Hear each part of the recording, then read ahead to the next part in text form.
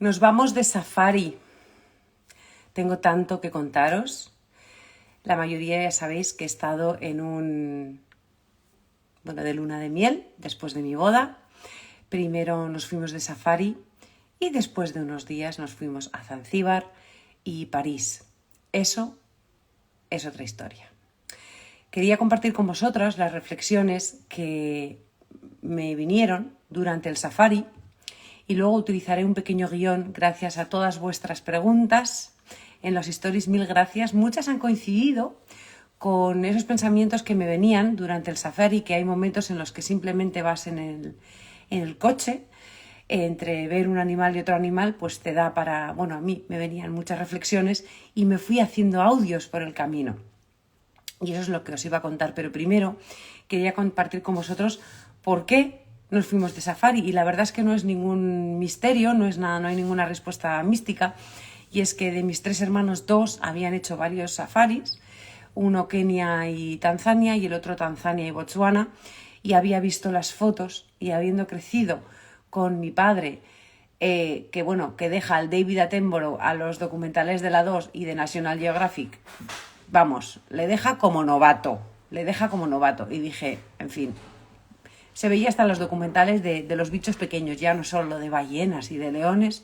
Bueno, pues crecí con eso y la verdad es que me hacía ilusión ver todo eso. Soy un amante de la naturaleza, por filosofía, y luego una razón mucho menos bonita, diría yo, y es que vas para abajo, quiere decir, no hay jet lag. Esta es una gozada porque es como ir a Canarias, lo que pasa que en vez de 1 hora menos es 1 hora más. Entonces el viaje, bueno, pues entre una cosa y otra son varias horas, no es 3 horas de vuelo, pero realmente estás en la misma, casi en la misma franja horaria y eso lo hace mucho más sencillo. Y por supuesto que en octubre también estás un poco limitado, porque hay zonas, habíamos contemplado otras zonas, pero no era el mejor momento tampoco. Así que en octubre era como perfecto, era la época que no había muchos mosquitos, luego lo hablamos, entonces era como de safari. También quiero decir que viajar para mí es algo muy bonito, pero es verdad que tampoco tengo una necesidad imperiosa de viajar, porque al final el objetivo de viajar, desde mi punto de vista, te abre la mente, te permite conocer nuevas culturas, pero creo que lo más bonito es que te hace apreciar lo que hay y lo que tienes también en casa. Y cada vez que vuelvo digo, con lo bien que estamos aquí. Y me hace apreciar mucho lo que tengo, mi familia, mi gente, la cultura, y de eso también vamos a hablar. Pero tengo un tío indonés que lleva muchos años viviendo en Pamplona y dice, pero si quieres ver paisajes, o sea, las fotos del National Geographic son mucho mejores. Y tiene su punto por qué dice esto. Y no tengo nada en contra de viajar. Pero es verdad que cada vez soy menos aventurera por lo que me motiva a viajar y soy más aventurera en mi día a día. Necesito menos eso viajar. También es porque he viajado mucho. Entonces, cada vez me pide menos salir y disfrutar más de mi día a día. Dicho todo esto, primero quiero compartir... he estado reescuchando los audios que me hice y fuera de contexto se me hacía hasta raro escucharme a mí, pero lo primero, las sensaciones que me generaron, y luego contestaré a vuestras preguntas, que tienen algunas que ver con esto. La primera impresión que me dio, hicimos primero el parque del Gorongoro, primero fuimos al Tarangire, luego el Gorongoro y luego el Serengeti, que son los 3 parques, la verdad, los más habituales. Está muy bien ese orden, porque va como de menos a más. Serengeti significa llanura infinita y realmente esa es la sensación. O sea, nos habían regalado como regalo de boda el viaje en globo y ahí es donde realmente cuando subes lo ves y dices, madre mía, y tanto, que llanura infinita. La impresión de ver el Gorongoro desde el mirador es espectacular, pero donde vimos, yo al menos más tuve la sensación de los animales, y lo hablamos ahora de la cercanía, de lo que es esa brutalidad, esa inteligencia universal de esa naturaleza, fue en el Serengeti.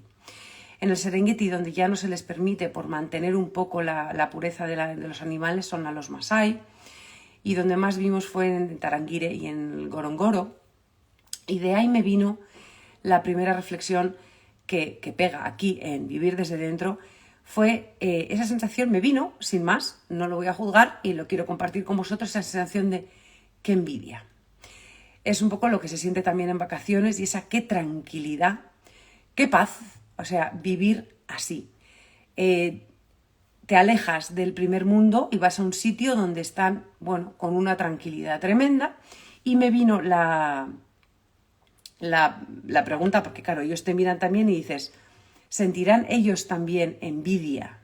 Porque en concreto yo iba con el teleobjetivo de mi hermano y se me quedaban mirando a la cámara, que hasta el guía, que no es Masái, no sé de qué tribu era, nos hablaban de otras tribus, pero claro, lo que más se ve por ahí son Masái. Y digo, ¿me estarán mirando también con envidia? Los Masái, por cómo viven, tienen las necesidades cubiertas. Y esto creo que es, yo he estado en Calcuta y he estado en Nueva York, y he estado en Buenos Aires, y he estado en Estocolmo, y he estado en Viena. Es condición humana, he estado en sitios realmente pobres, que cuando las personas tenemos las necesidades básicas cubiertas, la felicidad viene de otro sitio, y es condición humana que siempre vamos a querer más. Salvo que te des cuenta de que la plenitud viene de otro sitio. Y de hecho por ahí viene mucha de nuestra desgracia, y es que nunca vamos a tener suficiente y lo llenamos o de cosas materiales, o de querer viajar, o de esa adicción a la dopamina, que lo hablamos en otro vídeo, ¿no? Aparentemente esta gente no tiene nada, pero tiene las necesidades cubiertas porque viven de una manera mucho más sencilla, mucho más simple. Y yo nos dijo en un momento el guía, porque le pregunté, si yo ahora me bajo del coche, ¿cuánto sobrevivo? Y me dice, pues en zona de leones desde luego media hora, porque nos ven al coche como una unidad y te van a ver como presa fácil. Y entonces me vino la reflexión, y un Masái, de estos que no han salido nunca, porque hay Masái que salen, pero los que no han salido nunca, ¿cuánto? Y de esto hablo en el libro, que lo tienes en el link de la bio, Viviendo desde dentro, ¿cuánto sobrevive esta gente en el siglo XXI? Porque al principio le puede parecer una maravilla, o no, como ese primer impulso que nos puede parecer a nosotros, qué maravilla, pero ¿cuánto tiempo tardarían en desarrollar los problemas que tenemos nosotros asociados al estrés, a otro tipo de comida, a las ansiedades, las depresiones, las enfermedades? Y entonces al final es como que acabamos envidiando lo que quiere el otro. Y a mí me venía, ¿por qué no somos capaces de coger lo bueno del otro y decir, bueno, me llevo aquello que me he cogido, ese pole de que dicen tanto en África, que es, vaya, vivamos con un poquito más de tranquilidad, y eso me lo cojo. Voy a intentar vivir de otra manera. Luego hablamos de la Hakuna Matata. Luego, por supuesto, como cultura, muchas veces el guía a mí no me hablaba mucho más con Joseba. Son mucho más, hablamos aquí de feminismo, son mucho más machistas. Ni qué decir tienen los que se han convertido al cristianismo, conviven muy bien las tres religiones, cristianismo, musulmanes y pues, los Masái, por ejemplo, pero los Masái, como tengas mucho ganado, pues nos hablaban de un jefe que tenía 8 mujeres. Para nosotros, bueno, queremos respetar las culturas, pero imagínate ser la 5ª mujer. Hay que, vamos, a tener todo esto en cuenta, y hay para todos, porque ser hombre, a mí ser hombre Masái tampoco me haría mucha gracia, porque ahora no lo tienen prohibido, no lo tienen permitido, por respeto a los animales les han prohibido aquello de la caza del león, pero los Masái tenían un rito de, bueno, pues de hacerse adulto, que era cazar un león. Entonces cualquiera querría hacerse adulto siendo Masái. Quiere decir que hay para todos, para mujeres y hombres, y esas son las culturas. Entonces tenemos que respetar culturas. Dice, pero yo en Tanzania no quiero vivir. Si quiero vivir, dices, bueno, como hombre blanco y con dinero, con una casita aquí y con vistas al Gorongoro. Pero eso no es vivir, eso entre comillas no es vivir en Tanzania. Pero esa sensación de viaje y de luna de miel, maravilloso, esa naturaleza. El mayor boom que tuve fue teniendo esa filosofía de vida y ese reconocimiento a esa inteligencia universal, a ese orden que hay entre la continua construcción y la continua destrucción que hay. Y ahí hay un equilibrio, momento Rey León, ¿vale? Que luego hablaremos con el rollo de la Hakuna Matata. La naturaleza no es justa para el individuo concreto. O sea, que se lo digan a la gacela si le ha comido el león, pero mantiene un equilibrio constante. Y entonces era una gozada escuchar al guía, que saben muchísimo y hablaba, o sea, castellano perfecto, como por ejemplo los diferentes herbívoros tienen diferentes sistemas digestivos que benefician a la naturaleza por evolución en diferentes aspectos. Algunos tienen un sistema digestivo que es capaz de digerir la semilla entera, pero otros no. Y entonces lo que hacen es, en las heces dejan las semillas para que crezcan las semillas en otros sitios. Entonces, si todos digirieran las semillas, no ocurriría eso. Y en cambio, otros sí se benefician de los nutrientes que hay en las semillas. Con los carnívoros pasa lo mismo. Hay unos que tienen un sistema digestivo que se benefician más de las vísceras, otros del músculo, de las extremidades, y por supuesto los carroñeros, que decía, llaman los grandes, los 5 grandes, ¿no? Pues el león, el búfalo, etcétera, y luego están los 5 feos, que son los que, bueno, pues no se les tiene tanto cariño, ¿no? Pues son los malos en las pelis, ¿no? La hiena, el buitre y tal. Son los carroñeros, dice, pero para el ser humano y para otros animales son importantísimos porque evitan todas las enfermedades, porque evitan la putrefacción. Y a mí me recordaba, digo, si es que aquí todo el mundo tiene su sitio. O sea, hasta los grandes feos, ¿sabes? Le llamaban los cinco feos. Cada uno tenemos nuestro sitio, cada uno tenemos su función. Y es verdad que comparas una leona ahí con una hiena fea y el pobre, ¿no? Pero cada uno tenemos nuestro sitio y cada uno tenemos nuestra misión. Y gracias a eso está ese orden.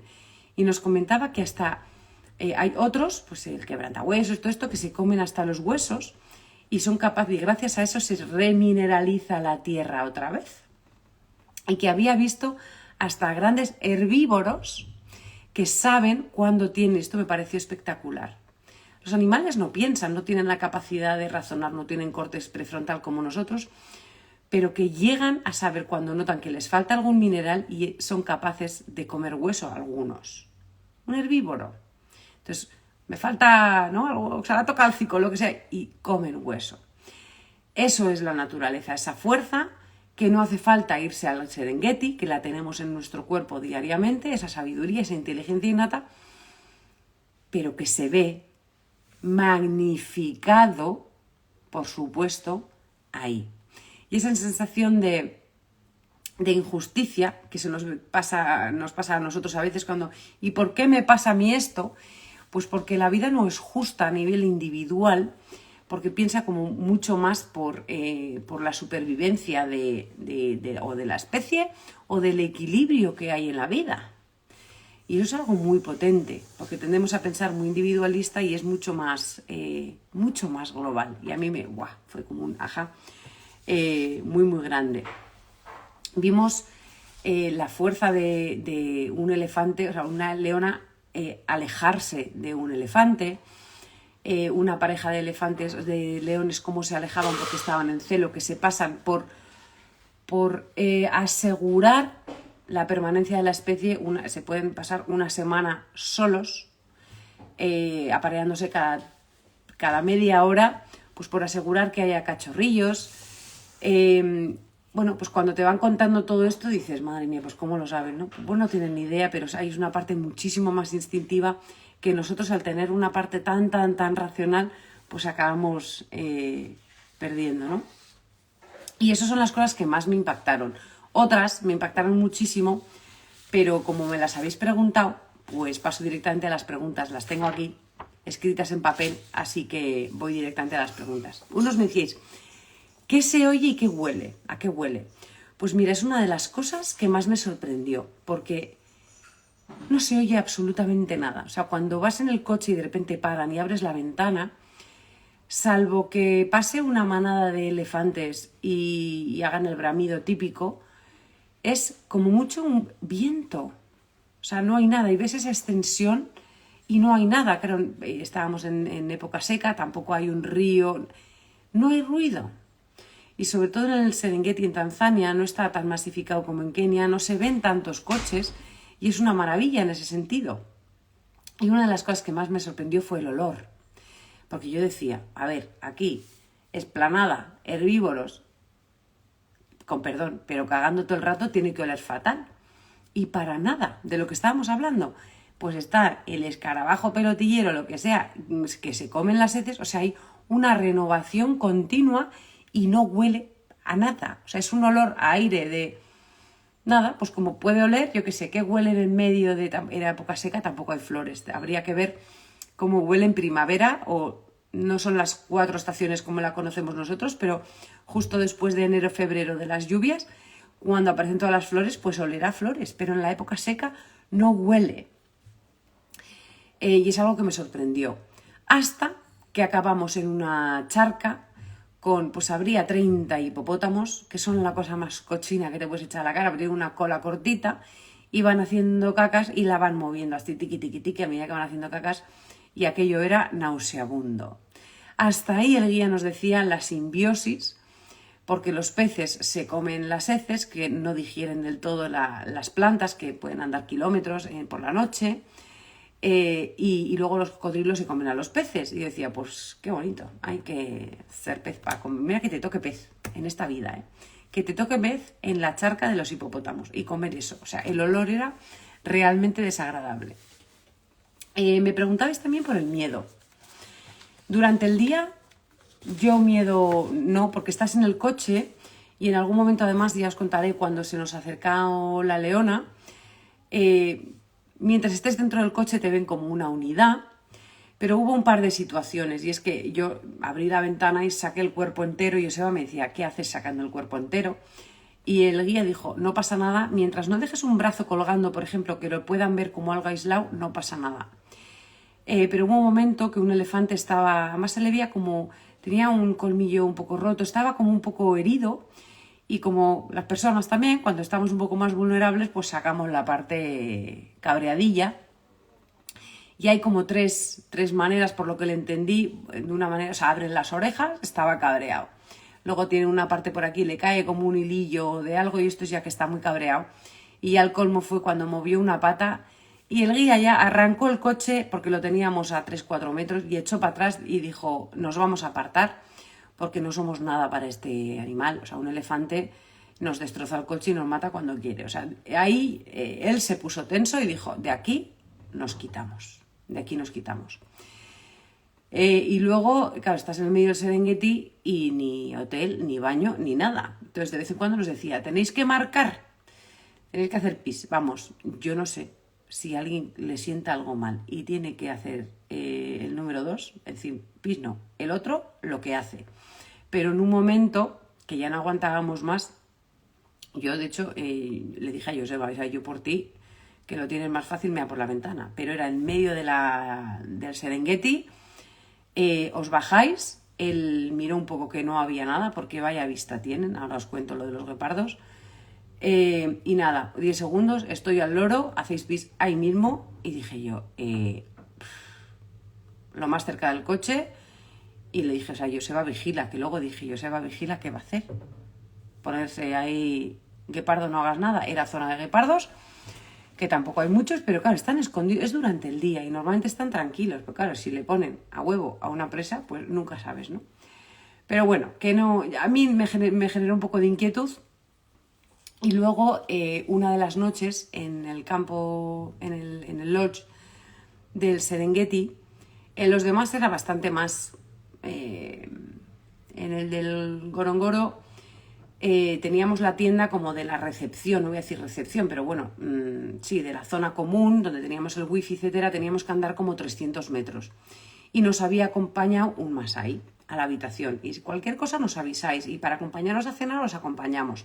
Tenéis un botón rojo, si aparece un animal, yo el botón rojo no lo encontré en la habitación.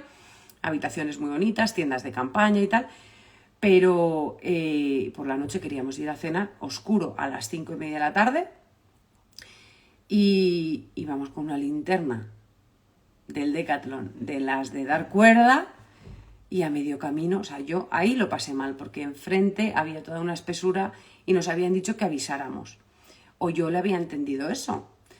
Y claro, no aparecía nadie. Nosotros haciendo señales de luz no aparecía nadie y cuando llegamos nos dijeron, no, no, aquí no es peligroso. Bueno, pues yo le había entendido que sí y esos 300 metros yo iba mirando para atrás y que yo se me decía, no mires para atrás y sigue andando. Era una tienda que estaba muy lejos. Y en el Serengeti nos tocó una que estaba justo al lado del comedor, de la tienda del comedor, y ahí nos dijeron, ahí solos no podéis ir. Y decía, bueno, qué exageración. Pues lo dirán, bueno, pues para generar un poquito de tensión a los turistas y tal. No. A las 2 de la mañana se metieron dentro del campo elefantes y los elefantes y los búfalos tienen muchísima memoria y se les ha cazado muchísimo. Entonces el ser humano no le gustamos ni un pelo. Entonces a los masái les tienen mucho más respeto y van con las mantas rojas, que son las que el animal asocia con fuego y les dejan bastante en paz. Entonces 15 metros, pero te acompañaban a la tienda, te quitaban las sillitas que estaban como en la parte de fuera por si querías tomarte algo fuera, pero por la noche no se podía salir sin avisar. Y siempre había fuera vigilando masái por la noche. Y a las 4 de la mañana yo me desperté el día que íbamos a andar en globo y se oía, o sea, rugido de león. Estaba por ahí, o sea, se oían. Yo no sé si se oyen a 2 kilómetros de distancia, pero lejos no estaban. Y aquello bueno, o sea, pues impresiona. Dices, bueno, pues ha habido un elefante a 5 metros aquí de mi tienda que me ha dejado en paz porque no sabía que yo estaba aquí y porque están los masái. Pero esto, y de hecho había una pareja de Ceuta que estaba de luna de miel y como la tenían también a 15 metros, se fueron andando y les cayó una bronca al hombre, por cierto, lo que habíamos antes, le dijo, pero tú, o sea, le cayó una bronca por largarse solos ellos, le dijo que por favor que no, que había habido disgustos, etc. Y fuera de nuestra tienda, en un momento dado, nosotros vimos heces frescas por la mañana. Claro, dices, ¿ha podido ser del burro del masái o de qué? Pero bueno, ahí había heces, yo le saqué una foto, le quería enseñar al guía al día siguiente a ver de qué era, pero vamos, por ahí no había perros ni nada, entonces no sé qué se acercó. Ellos en los poblados tienen muchas hienas que no les atacan, pero que se comen la basura, etc. Entonces, ¿pudo ser eso? No lo sé. Pero bueno, yo no salía, yo me porté muy bien. Yo todo lo que me dijeron y ya está. Eso con respecto al miedo. Me preguntasteis también cuál es el animal menos popular. Dije que a ver si contestaba bien esto, porque claro, el que menos popular, como el que menos apetece ver en general, yo diría que por categoría sí o sí, es el mosquito. La gente va acojonada por los mosquitos. Nosotros hemos tenido mucha suerte creo que no me preguntabais por eso, pero bueno, yo os lo digo. Nosotros hemos sido muy tranquilos. Hablo de esto en el libro también, la filosofía de vida que tengo yo, que es vivir sin miedo. Confío muchísimo en mi cuerpo. No es obligatoria la vacuna de la fiebre amarilla. El Malarone, la gente que conozco que lo ha tomado le ha sentado fatal y nos habían dicho que en caso de que te picara algo lo podías tomar en el momento y dije, bueno, por si acaso lo llevamos, pero vamos, no. Tuvimos muchísimo cuidado y el guía nos dijo, tranquilos, hay una zona que vamos a ir, a una charca, que ahí sí está el mosquito famoso. Ese día nos pusimos Relec, que es asqueroso, el antimosquitos, pero lo demás, pues hay que tener cuidado porque el mosquito peligroso, el de la malaria, solo aparece por las noches. Y entonces íbamos con manga larga, hacía fresquito y ya está. Yo no iba a ir con miedo, pero si lo preguntabais más, pues el menos popular, el más feucho, pues la hiena, pero es que a mí me gustaba verlos todos por ese conjunto de lo que es la vida. Es que lo que nos decían, la hiena, o sea, los carroñeros en general protegen de enfermedades al resto y a los seres humanos también, porque si no habría muchísima putrefacción. Pero vamos, yo creo que la gente lo que más va pensando es me va a picar un mosquito, me va a picar un mosquito. Pero creo que no iba por ahí la cosa, pero bueno, si no lo preguntáis por aquí.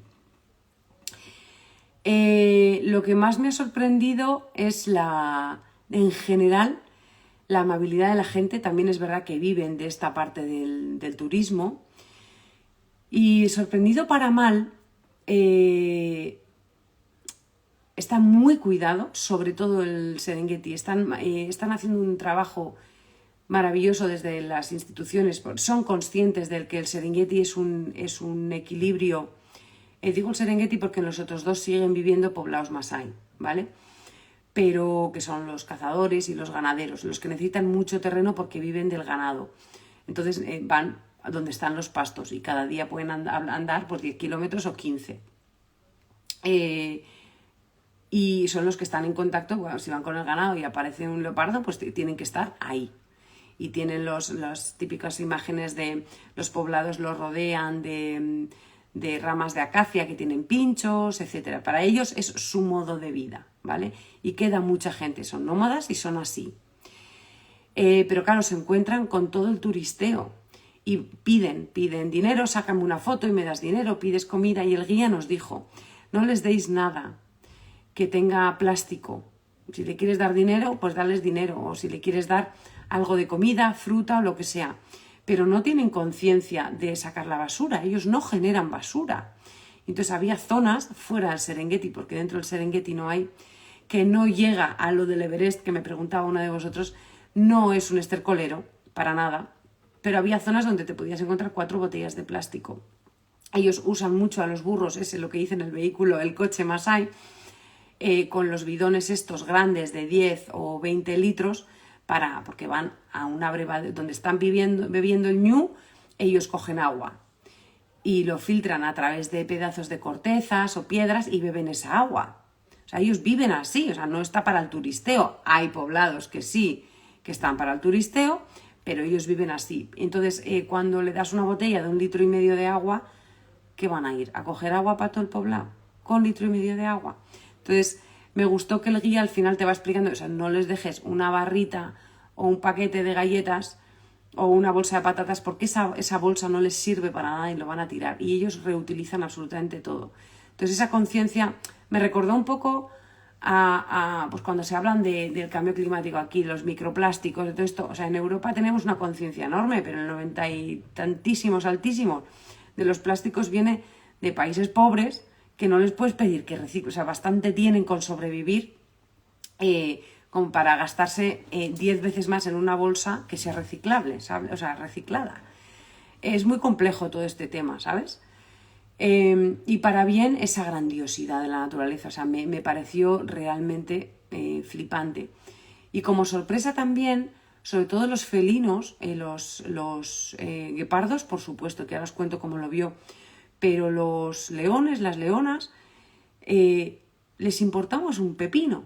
Así como os decía que los búfalos y los elefantes tienen más memoria y tampoco te puedes acercar mucho, y nos acercamos bastante cuando están en manada, pues igual estábamos a 5 metros y haciendo fotos, lo de acercarte a una manada de leones y leonas, han crecido con eso, como los cachorritos que vemos, y te ven como si fueras parte del paisaje, y se nos acercaron muchísimo porque generamos sombra. Y como eran las 11 de la mañana o las 2 de la tarde y hace calor, dicen, pues aquí estamos, yo qué sé, 20 leones en la sombra, y en una de las fotos que puse es un león y dijo, me voy a la sombra de este coche. Y ahí el guía dijo, nos tenemos que mover porque tenemos, o sea, es parte de nuestro compromiso no intervenir. Entonces yo no le puedo dar sombra, y nosotros no le dimos sombra a ese león, era una leona que estuvo dando vueltas alrededor de nuestro coche todo el rato, por eso yo se me decía métete, que fue un vídeo que os puse, y arrancamos y nos apartamos, porque se trata de no intervención, pero porque están repitiendo y se dan cuenta que es un equilibrio fino y que no quieren intervenir en lo que está ocurriendo, ¿no? Bueno, en el equilibrio, que la naturaleza, nosotros decimos muchas veces que la naturaleza no necesita ayuda, simplemente que le dejemos en paz. Y ocurre muchas veces lo mismo en el ser humano, en nuestros procesos, en nuestras enfermedades, en muchas de las cosas que vivimos. Si paramos y dejamos que el cuerpo haga lo que tiene que hacer, pues va a llevar tiempo. A veces necesitamos ayuda, pero muchas veces es la no intervención y la naturaleza vuelve al equilibrio. El problema es que queremos hacer lo que nosotros creemos que debería ser y ahí intervenimos demasiado. Me preguntabais que si me habría quedado o si volvería. Volvería sin duda. De hecho, me han dicho que Botswana, bueno, los paisajes es, bueno, otra cosa, que hay menos posibilidad de ver animales, pero volvería sin duda. Pero si os soy sincera, viviría allí, pero con mi estilo de vida, no como un Masái. O sea, tener que andar 20 kilómetros todos los días con el ganado, tener que cazar mi comida beber agua donde están bebiendo los hipopótamos, no sé, tú vivirías así. Lo que nos gusta es cuando vamos de vacaciones y pues lo que hablábamos al principio del directo, ¿no? Yo estoy muy agradecida de la vida que tengo. Me encanta la parte de cogerme el pole, el más tranquilidad. Creo que se nos va de las manos a veces y por eso tenemos tanta ansiedad, tanta depresión, tanta adicción a más cosas, a más aventuras, etcétera. Por eso os decía que muchas veces no tengo esa necesidad de viajar tanto, porque es que tenemos verdaderas aventuras en nuestro día a día si nos desprogramamos y nos quitamos esa adicción a estar haciendo tantas cosas.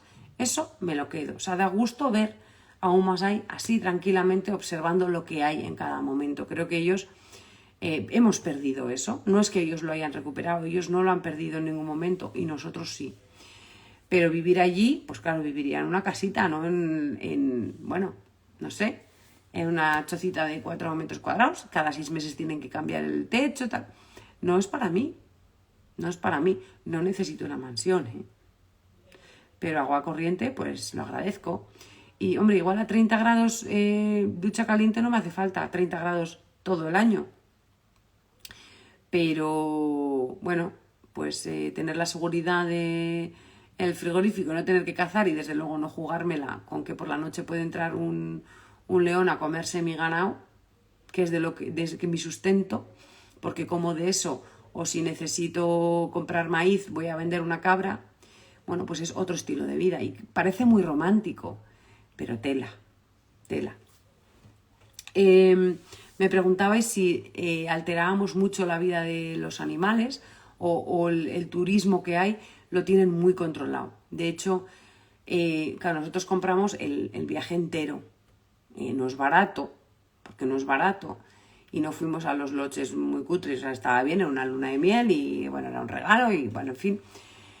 Pero el guía nos comentó los impuestos que hay para el que quiere entrar diario y para el que quiere ir a hacer documentales, etcétera. Lo cobran muy caro. Lo cobran muy caro porque están haciendo un esfuerzo muy grande en limitar. En ese sentido yo creo que Kenia, por lo que las fotos que he visto, está bastante más masificado. Y esto lo están controlando muchísimo. Y de eso me alegro. Así que no, yo lo que he visto no está como el Everest. No se puede ver todo el parque. En el Serengeti, por ejemplo, hay zonas que solo dejan entrar a los que hacen safaris. Esto fue de 7 días. Hay gente que hace de 15 días o de 30 días para hacer documentales, porque te tienes que quedar horas siguiendo. Estuvimos media hora en una piedra que nos había dicho que había cachorros de leopardo y nos quedamos 1 hora mirando. Pues si estás haciendo un documental y sabes que ahí vive la hembra leopardo con 4 cachorritos, pues te tienes que quedar ahí un montón de tiempo, ¿no? Y vimos unos japoneses haciendo ahí un documental, pues esos pagan una barbaridad y acceden a zonas donde normalmente pues el turista no puede, está muy cuidado. Y ya te digo yo que a los felinos no les importaba un pepino si estábamos o no. Sí es verdad que la mayor confluencia de coches que ha habido ha sido cuando de repente aparecía algo que no se vea muy habitualmente, pues la pareja de leones en celo, o un león comiéndose un búfalo, o un leopardo con una gacela en el árbol, pues entre los guías se avisan y entonces igual de repente tienes que hacer 10 kilómetros para ir a esa zona, ¿no? Y entonces coincidíamos 4 coches viendo lo mismo. Hubo un momento, fue el primer día además, que fue espectacular, se quedó así, para el coche y dice, ahí hay algo. Y Josebayo era como, ¿ahí hay qué? Y nos intentaba explicar y hay 2 puntos negros que se mueven. Yo no es que no sabía identificar que eran los puntos negros, es que no veía los puntos negros. Es increíble, luego con los días se te va como educando la vista, pero para mí eran todo elefantes y eran todo termiteros, ¿vale? O sea, pero fue increíble. Entonces anduvimos con el coche un montón, campo a través, y efectivamente eran 2 guepardos, que es rarísimo, es lo más raro de ver, porque es lo que menos queda, y estaban 2 juntos. Y dice, los guepardos son muy curiosos, entonces se te pueden acercar al coche, etcétera, y tengo fotos de bastante cerca, y entonces se avisaron por la radio, y en menos de cuarto de hora, 20 minutos, habían aparecido otros coches. pero vamos, ese rato, porque los había visto él, no otros guías, no lo habían avisado, fue espectacular. Me decíais que cómo les veía yo a los Masái, que tienen menos cosas. Pues es un poquito la reflexión. Tienen bastantes menos cosas. Pero yo me quedo con el ser humano en general. Cuando tenemos las necesidades básicas cubiertas, vamos buscando otras cosas. Y hay quien busca esa plenitud, conexión con ellos, la naturaleza, lo tienen de serie. Para otros es evolución, éxito, aportar al ser humano, servicio. O sea, ya la pirámide de prioridades cambia, siempre y cuando las necesidades estén cubiertas. Entonces, para un Masái, cubrir sus necesidades en una ciudad, porque hay quienes emigran, pues puede tener mucho más difícil. Pero claro, ellos viven del ganado. Entonces, ellos tienen lo que comen, son carnívoros, beben algo de leche, comen el ganado, la sangre, beben la sangre, etcétera, y ya está. Y entonces el resto es la comunidad, o sea, viven en ese sentido. Pero claro, ¿cómo no? ¿Cómo lo veo yo? Es de la misma manera que nosotros hemos sentido envidia de vivir allí, los paisajes, la conexión, etcétera, pues ellos en un momento dado pueden sentir esa envidia por lo que nosotros tenemos.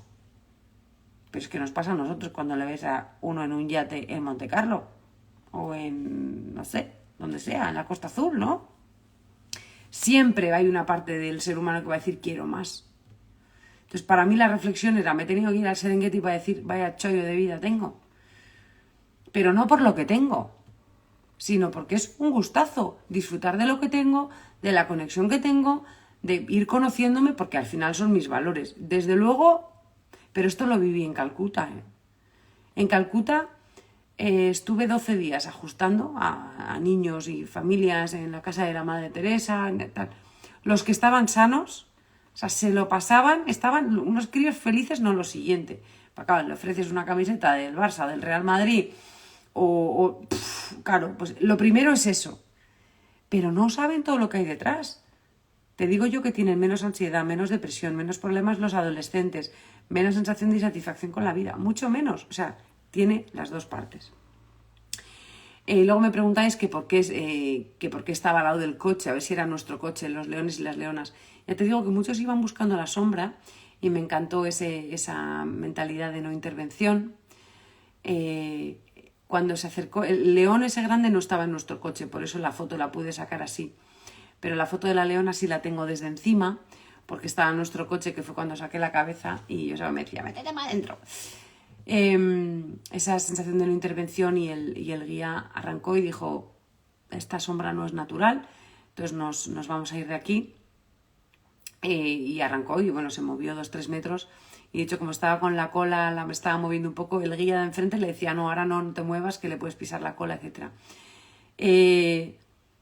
Se acercan buscando sombra, o sea, nos ven como si fueran parte del paisaje porque ellos han crecido con eso todo el rato y de hecho los herbívoros pues, se nos quedaban mirando, las jirafas iban cruzando manadas de jirafas delante nuestro, hombre, se aceleran a 40 por hora, que era complicado por las carreteras, pues cruzaban rápido, pero si no, o sea, estos van súper despacito y lo prioritario es el animal. En un momento dado cruzaron 2 mopis que son como antílopes grandes y bastante atrás venía la cría y se asustó, él paró y se asustó y no se atrevió a pasar porque estábamos nosotros y estaban el padre y la madre, como, bueno, deduzco yo el padre y la madre, eran un macho y una hembra, pero bueno, yo deduzco que eran los padres y como esperándole, como diciendo, ¿qué haces? Pasa. Y a mí me entró como una angustia como diciendo, o sea, ahora eres presa fácil, o sea, porque es mediodía, no te va a comer nadie ahora, pero pasa, ¿no? Vete con tu padre y con tu madre que te pueden, no sé, proteger o decir por dónde ir. Y de hecho entonces el guía adelantó, nos alejamos un poco y entonces cruzó, ¿no? Pero lo demás, bueno, los elefantes hacen lo que les da la gana, son los reyes del lugar. Al guía le pregunté, si tuvieras que elegir qué animal eres, y dijo, sin duda el búfalo y el elefante. O sea, son los más respetados, viven un montón, hasta en época seca saben que pueden comer la planta, que es como una especie de aloe, el Dubai, o hay un árbol que se llama árbol salchicha, que tiene como una especie de choricillo que le cae como una salchicha, que tiene agua, como si fuera el aloe, entonces en época seca pueden comer eso. Ya te digo, ni los leones, muy mal tiene que estar una manada de elefantes para no proteger a las crías. De hecho, tengo una foto muy bonita.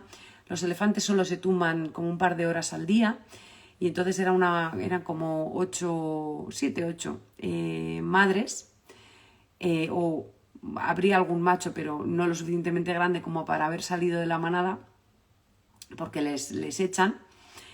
Y habría 2 crías en el medio tumbadas descansando. Entonces, bueno, cuando alguien se va a tumbar, se ponen todos en círculo para protegerle, ¿no? Eso me gustó muchísimo también en la naturaleza. Hay, para el individuo puede ser una faena, pero una vez más el objetivo es el perpetuar la especie. Y entonces, pues en los elefantes se le echa a el macho, porque, claro, si no puede haber ahí como en la realeza, ¿no? Una consanguinidad, y entonces es la matriarca la que manda. En otros parece que es el león el que dice, bueno, el león también se va, pero es el que controla, es el que se la juega también. Quiero decir que lo de macho y hembra está como muy, según la especie hace una cosa y otra, y está muy, muy equilibrado en la naturaleza en general, ¿no? Pero siempre es por perpetuar la especie y con muchísimo respeto. No es ni bueno ni malo, es lo que toca y así es.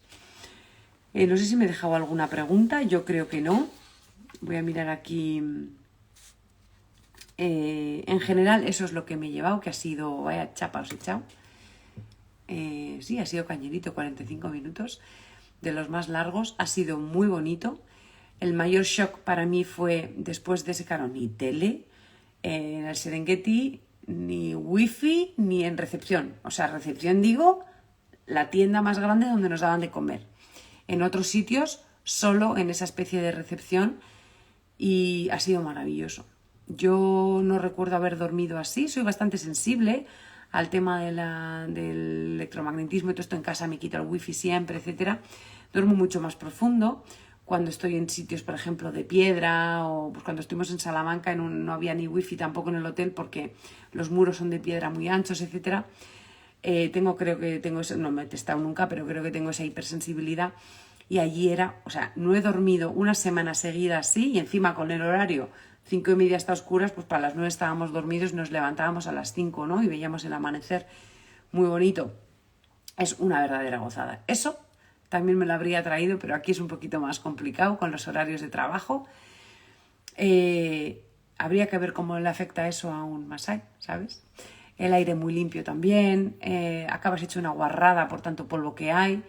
Las lavadoras han sido monumentales, pero ha sido, bueno, no sé si tenéis alguna pregunta más, pero esto en resumen merece la pena. El shock de ir luego a Zanzíbar, a un resort donde te ponen durante la cena, quiero más gasolina, ponme más y era como, o sea, quítame esto. Muy bonito Zanzíbar, pero era... y luego París era como, fue como un shock. Yo lo habría alargado un poco más y yo creo que volveré. Pero para vivir, de momento me quedo con el pole. ¡Ay, que se me ha olvidado lo de la Hakuna Matata! Las dos grandes expresiones. Aparte de Jambo, que te lo dicen todo el rato para saludarte. Jambo todo el rato. Pole es como tranquilidad. Pole. Y por supuesto la Hakuna Matata. ¿Qué es lo último que os voy a decir? Que para mí esto es vivir desde dentro. Para mí, el Hakuna Matata tiene dos grandes interpretaciones. Una, os diría que como deber es ver el Rey León. Es la parte negativa del Hakuna Matata. Simba aprende los valores de su familia y llega ahí con Timón y Pumba, y le dice que no te preocupe nada, haz lo que te dé la gana, que todo da igual. Eso, me dice Vega que me ponga a cantar el Hakuna Matata en otro momento. Pero esa Hakuna Matata es una parte que ahora se lleva mucho. Es lo que me dé la gana, lo que yo siento ahora mismo. sin pensar las consecuencias en el medio o largo plazo, ni mi propósito es me dejo llevar por las emociones. Y es una manera muy peligrosa de vivir porque no tiene nada que ver ni con servicio, ni con plenitud, sino con las emociones, con esa dopamina. A lo que yo creo que se refieren, o eso realmente quiero pensar, es una Hakuna Matata mucho más asociado a lo que en el budismo diferencian el sufrimiento con el dolor. En la vida hay caca de vaca, y caca de ñu, y caca de búfalo, y caca de hipopótamo que huele muy mal, como os he dicho. Pero eso no quiere decir que tengamos que sufrir. Es como vamos a ocuparnos de las cosas, no preocuparnos. Me quedo con la segunda versión del Hakuna Matata. Es parte del proceso de aprender a vivir desde dentro. ¿Para qué me voy a angustiar si me puedo ocupar, hacer lo que me toca como buena abejita y soltar lo que no puedo controlar? Atreverme a sentir lo que toca, que incluye a veces miedo, tristeza, rabia, todo eso también es. Y no hacer el timón y pumba de todo bien y siempre feliz. No. Si veis el Rey León otra vez, desde esta perspectiva entenderéis que es una manera bastante infantil de vivir y que no genera la felicidad con mayúsculas de la que hablamos en Viviendo desde Dentro. Un beso muy grande, espero que os haya gustado, luego me escribís en comentarios y hasta la siguiente. Adiós.